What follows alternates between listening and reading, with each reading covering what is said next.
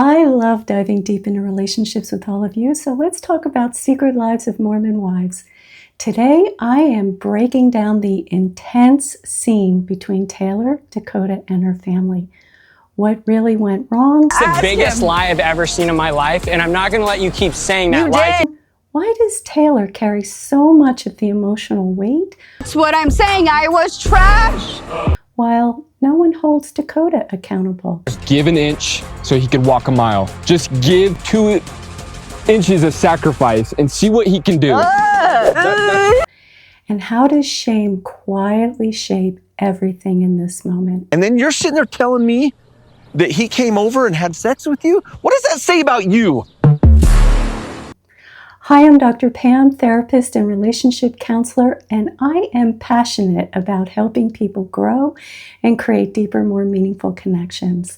So you know what? Let's just dive right in. Ever since Jenna and finding out everything I have, I feel like I am really struggling. Dakota and I, we have lack of communication and it's affecting our co-parenting, but it's hard because my parents really want us to give our all before we say we quit. Okay, so it seems clear that Taylor's parents have an agenda to help Taylor and Dakota reconcile because they have let it be known to Taylor that they want them to give it their all before they quit. But as a therapist, I know that when there has been lying, betrayal, and deep emotional pain, stepping into that dynamic without understanding what you are walking into is like walking into a burning building.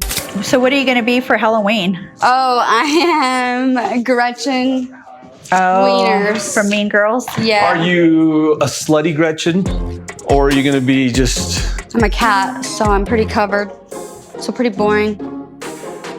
I wonder if Taylor fully realizes how much shame she carries as a result of the messages her parents continue to impose on her. In my last video, I talk about the ways Taylor's mom communicates through shame. And now in this moment, her dad essentially is calling her a slut, an incredibly shaming and demeaning comment. And you can see the impact on Taylor right away. Taylor responds with pretty boring, as if she's trying to protect herself by brushing it off like it didn't matter, rather than showing how much it actually hurt. It's a subtle but telling moment. Instead of defending herself or showing that she's hurt, she tries to make it seem like it's not a big deal. So she has likely internalized so much shame that she may not even recognize when she's being shamed. It just feels familiar to her. My goal is always to be with Taylor, to have our family together. And I think the only way to have a lasting relationship is you have to get really good at forgiving each other and not go backwards. I want to truly try to go forward. What Dakota is essentially saying when he talks about how he and Taylor need to forgive each other and move forward, not backward, he's saying this: I don't want to engage in the hard work of repair. I don't want to sit with Taylor in her pain. I just want her to forgive me and move on. But that is wildly unfair. Healing doesn't come from ignoring that we hurt someone or that we've been hurt. It comes from working through it together by being present with Taylor, listening to her pain and truly empathizing with her and understanding the impact of the hurt he caused. Dakota's way lets him avoid accountability and the discomfort that growth requires. He lied to Taylor, he admits this. And if she simply forgives him without any real repair, why would he feel the need to change? Avoiding repair might offer short-term relief, but in the long run, it leads to deeper disconnection and likely resentment on Taylor's part because she would be the one carrying unhealed hurt.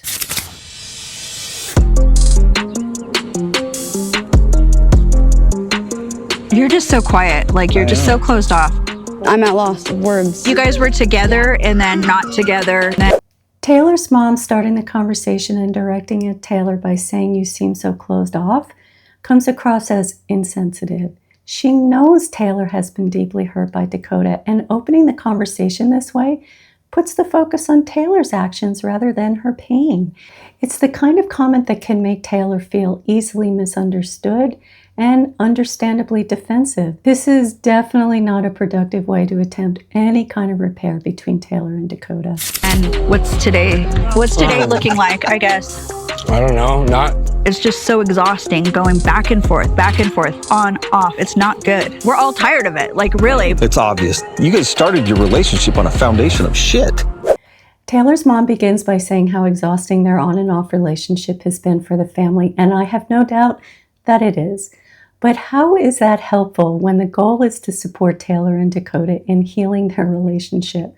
And then her dad jumps in with a shaming comment saying the relationship started on a foundation of shit. Let's see where he takes it, but for right now, it feels more critical than constructive. You didn't heal from your divorce. You had a ton of baggage. It's hard because you guys have a damn kid now. What he's saying may be factually true, but the way he delivers it laced with shame is not helpful. And just to be clear, most people don't even know that they're communicating with shaming words. And when I help people understand this in therapy, they're shocked that they're communicating in a shaming way. He seems to be trying to emphasize that Taylor and Dakota need to figure things out for the sake of their child. But when someone communicates with shame, it doesn't motivate growth. It shuts people down. Shame tears a person down and often creates more distance and defensiveness, especially in an emotionally charged situation like this. He opens by saying their relationship was built on a foundation of shit, and then backs that up by pointing to Taylor coming out of a divorce and Dakota being a recovering addict. He didn't say that, but I know that's what he means. And that framing is harsh and diminishing. A more constructive way might have been to say, you both have been through a lot individually and as a couple. What support or understanding do each of you need right now to move forward in a healthier way? That kind of language opens the door for reflection instead of closing it with judgment. Now, all of that being said, I'm not sure the parents stepping in like this is the healthiest option for Taylor and Dakota. When adults are struggling in a relationship, outside intervention, especially from family, can complicate things even more if it's not handled with care, not taking sides, and with an understanding of how to intervene in a supportive way. I always cry at these things too. Actually, Shows you're a good human. Look, a relationship isn't 50-50. It's 100% on both ends. It feels like there's a little bit lacking on one end. That was an unfair accusation directed at Taylor, and while it is true that healthy relationships aren't always 50-50 and often require both people to give 100% in different ways, but pointing the finger at Taylor and implying that she is the one falling short places all the blame on her. And in reality, we rarely see the full extent of what someone is giving to a relationship, and let me explain what I mean by that. Taylor has been carrying deep hurt from Dakota without any real repair. That alone is heavy emotional lifting that she is doing. And add to that, here she is sitting with him in her parents' home, holding all of that pain largely on her own. All of that is a form of giving that often goes unseen. People forget that what someone silently carries, especially emotional pain, effort, restraint, can be just as much of a contribution to the relationship as anything else. This is why it's not always best for families to intervene. They may not fully understand the specific dynamics and complexities of this relationship, and perhaps the complexities of relationships in general. It's gonna take me a while to get there. I hear he slept with another girl. He admitted it. I was so sad that I needed space. He went and hooked up with Jenna that very night. I found out and was bawling my eyes out. during the time when I slept with the girl, I hung with Taylor 3 times or 2 times. And here it is. Taylor begins to express her pain, and Dakota immediately reacts with defensiveness and minimization. Instead of acknowledging the impact of his actions, he argues about what he sees as factually incorrect, even while admitting that he slept with another woman. At no point does he pause to recognize how deeply hurtful that was for Taylor. 2 nights after that, and he goes, and Taylor, you're pretty much the only girl I'm seeing. I'm trashed him. You come over the next night, and then you go and you hang out with another girl, and then he comes the next night and again. Well, okay. I wish Taylor had the space and support to communicate her hurt more openly. She's trying to express the betrayal and lies she experienced with Dakota, but instead of sharing her emotions, she's focusing on the facts. That often happens when someone doesn't feel emotionally safe. And in this case, it's understandable. She's surrounded by her entire family, and Dakota is responding with defensiveness. It is not an environment that invites vulnerability or makes it an easy place to share deep emotional pain. I wasn't lying to you about someone else. Here's the thing, I'm gonna be blunt, freaking honest. Shit. He just told me that you guys had seen each other 3 times. I don't know Taylor. Before all this. And then you're sitting there telling me that he came over and had sex with you? What does that say about you? And there it is again, shame. Because Taylor had sex with Dakota early in their relationship, she's the one being called out. But it raises a question. Why is the focus on Taylor and not on Dakota when they were both involved with each other? Why does that only say something about her and not about him? It's worth paying attention to who is being held responsible here and why. I'm not pointing fingers. You guys. That's what I'm saying. I was trash. I know. That's what I'm saying that though. Shame has a way of grabbing hold and not letting go. It convinces you that the worst things that you believe about yourself are true. It can feel like sinking into quicksand. It's overwhelming and suffocating, and all you want is to crawl out of your own skin because it feels so unbearable. So when Taylor says, "I'm trash," her father seems surprised. But what he doesn't seem to recognize is that the way he speaks to her and the conclusions he draws about her are soaked in shame. He may not intend to harm her, but the impact is clear. I guess what I'm hearing is you deserved what you got because you gave it up so easily. That's what I hear. And when you hear your parents say that, why were you expecting to be respected? It hurts. It just confirms my insecurities and my beliefs about myself. So Taylor doesn't call it shame. She names it as insecurities about herself. But in reality, what she is really experiencing is shame. And naming it for what it is could actually be an important step in learning how to challenge shame and begin shifting the beliefs that she holds about herself. She would also benefit from learning to recognize when shame is being placed on her. People who love you should not communicate with you through shame. Love and shame cannot exist in the same space if healing and connection are the goal. No, I'm not saying trash. no. No self-respect. Let me finish. You guys both had so much baggage. Because I didn't have self-respect. It doesn't change that when you lie, you go hook up with another girl while you're apologizing. I know, but you're supposed to give the other person the benefit of the doubt. I just found all this out. Taylor is trying so hard to communicate her hurt, her pain, and the betrayal she has experienced, and her family completely dismisses it. I couldn't make out everything that her brother said, but we can catch part of it. He said, "Yeah, you're supposed to give," and then Taylor quickly jumps in with, "I just found all this out." In that moment, she is trying so hard to say, "I am hurt. I need time. I need my pain to be seen, heard, and understood." Instead, she is met with blame and shame, and Dakota is taking full advantage of that. His expression says it all. He is not interested in hearing her pain. He wants her to move on, to be done with it, but healing does not happen on someone else's timeline, especially when there has been betrayal. Taylor's growth work now is to learn how to advocate for herself, to say, "I do not deserve to be shamed.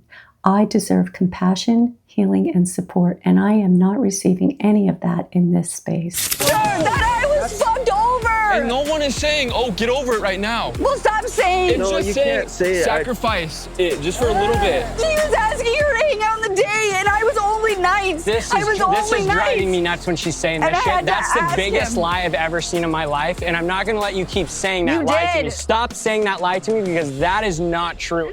In my last video, I questioned what Dakota really meant when he said he wanted to fight for his relationship with Taylor. Well, he's fighting, but not in a way that brings healing.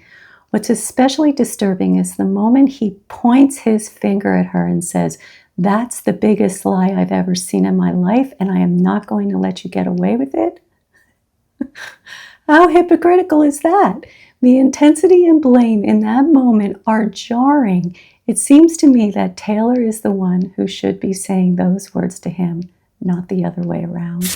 And when you're asking me to come over at night all the time, what is that telling me as a guy? Okay, wow. What does that even mean? What is that telling me as a guy? So guys have a sex past, that it's okay to have sex, and women don't? It's hard to know how to respond to that because it is such a clear example of blame. He is essentially saying, Taylor, you're responsible for my choices and behavior because of the signals you gave me. That kind of thinking deflects accountability and places all the burden on her, which is both unfair and emotionally manipulative. Why did I have to ask that? Because I've already told you, Taylor, you're forgetting that I'm coming from a very broken place too. That matters. You can't just disregard the shit that I just went through and where I was at in my life Okay, either. but you knowing that, then don't come into my life and pretend So to be why did you want to come into my life? I'm sorry, but this is almost laughable. He's blaming Taylor for coming into his life when he was broken, as if that somehow makes her responsible for everything that followed. This is just blame. It's gaslighting. He's twisting the story to make it seem like her presence caused the damage rather than owning the pain he brought into the relationship. It's a clear attempt to avoid accountability and place the burden on her. And honestly, this is a WTF moment. Oh my Taylor, give an inch so he could walk a mile. Just give 2 inches of sacrifice and see what he can do. Why are you guys all coming at me? I feel very unheard, judged, like, let's move on, let's get over it. So what does that even mean, give an inch so he can walk a mile? Dakota hasn't even taken a single step toward repair, not one. Expecting Taylor to keep giving without any meaningful effort from him is not only unfair, it puts all the emotional labor on her. I do think this family genuinely wants to help, but their approach is completely backfiring. Instead of creating space for healing, they are pressuring Taylor and enabling Dakota's lack of accountability. And something else to keep in mind, Dakota consistently blames Taylor, and her family continues to expect more from her than from him. She may be falling into a pattern that is very familiar. If she grew up being unfairly blamed, she may have learned to accept blame that is not hers. And over time, that can lead to living in a constant state of self-doubt, making it harder to trust your own feelings and your voice. And I'm like, in what world am I supposed to just let this go? You guys, it takes a season to grow anything. I just think that you need to forgive yourself. That's Both of that's you. where it is Both all of comes you. down to, because you guys weren't really together to me. And yes, you shouldn't have slept with them, and that's why we always tell you, like, That's not the point! This family is grasping at cliches in an attempt to help. Phrases like it takes a season to grow anything, or forgive yourself, or give an inch so he can walk a mile. But platitudes like these often do more harm than good. They can make someone feel unseen, unheard, and unsupported. When a person is in deep emotional pain, being met with oversimplified advice can feel deeply invalidating. Rather than promoting healing, it tends to escalate emotions and shut down meaningful connection or repair. This family is in way over their head. he lied. Yes, that is so wrong.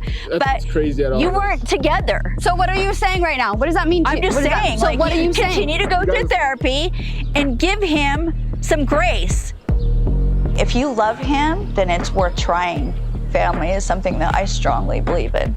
That was the wisest thing anyone could have said, go to therapy. On some level, I think Taylor's mom recognizes that she is in over her head, but to then turn around and ask even more of Taylor by saying she needs to give Dakota grace is wildly unfair.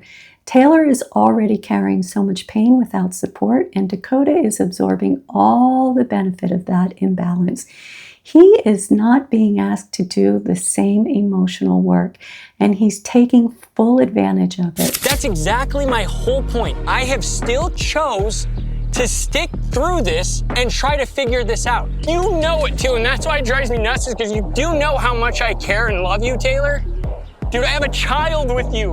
All I've wanted is a family. Dakota is fully stepping into the role of the victim. For him to say that he's the one who has been sticking through all of this is hard to believe.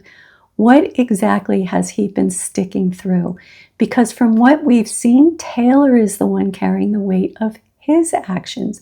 She's the one holding the pain, the betrayal, and the emotional aftermath.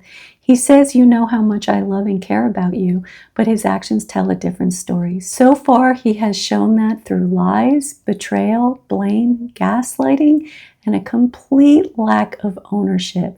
That is not how you show love and care. Love without responsibility or ownership and repair is not love. It is self-serving. Now, perhaps his intention is to work things out with Taylor. However, he has a lot of growth work to do to get there with her. And I am not suggesting that Taylor doesn't have growth work to do, but she seems to be attempting to do her work.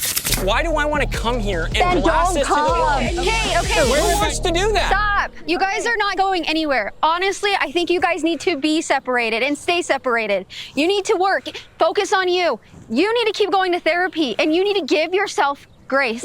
Now we have another family member's opinion. Taylor's sister tells her she needs to go to therapy, which is absolutely true.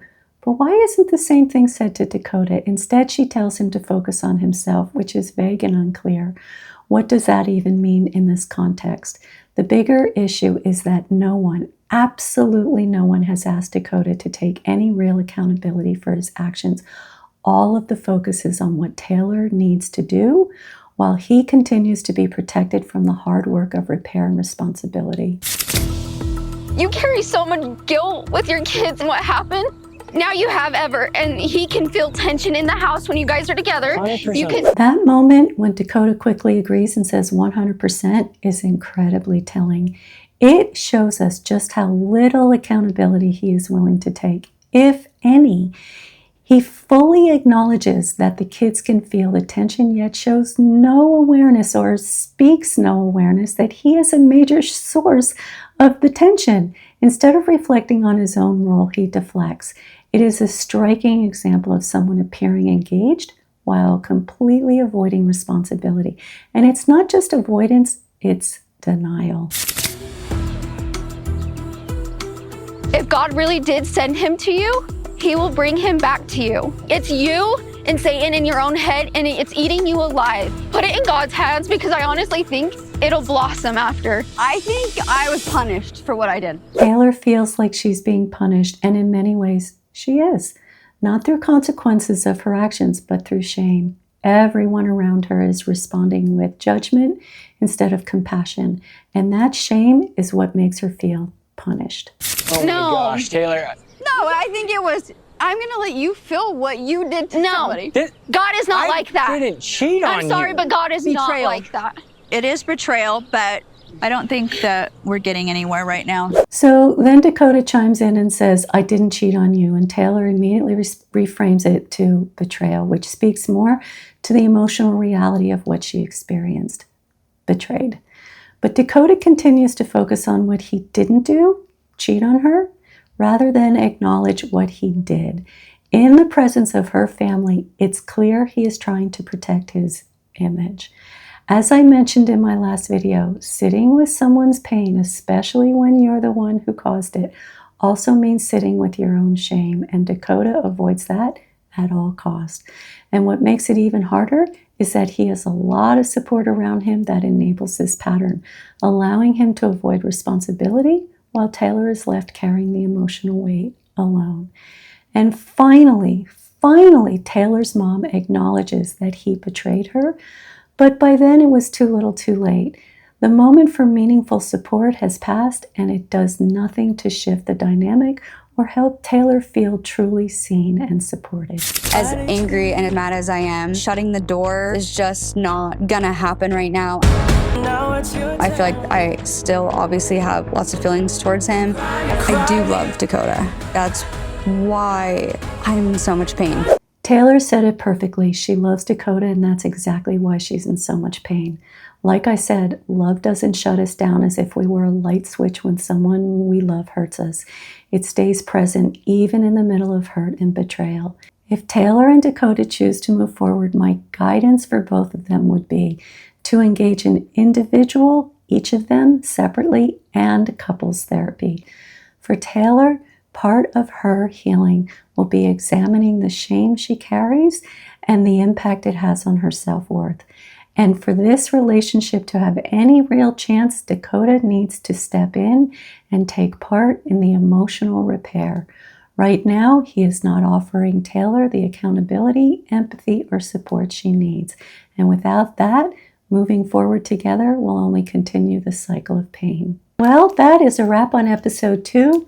Please come back for episode 3 for more Secret Lives of Mormon Wives, where I will continue to dissect relationship dynamics.